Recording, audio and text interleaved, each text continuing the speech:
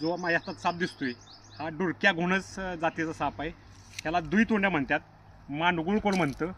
आणि हा शेतकऱ्यांचा खरा खुणा मित्र आहे. तुम्ही जर शेतकरी असाल तर हा व्हिडिओ नक्की पहा.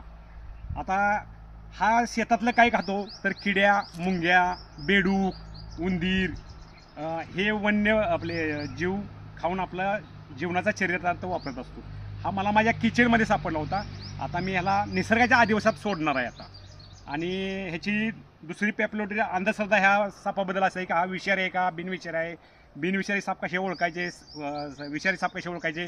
ज्यांच्या सापाचं तोंड त्रिकोणी आहे ते विषारी साप असतात आणि ज्यांचं तोंड त्रिकोणी नाही ते बिनविषारी साप आहेत. भारतीय संस्कृतीमध्ये लोक सापाला बघितलं की भितात खूप.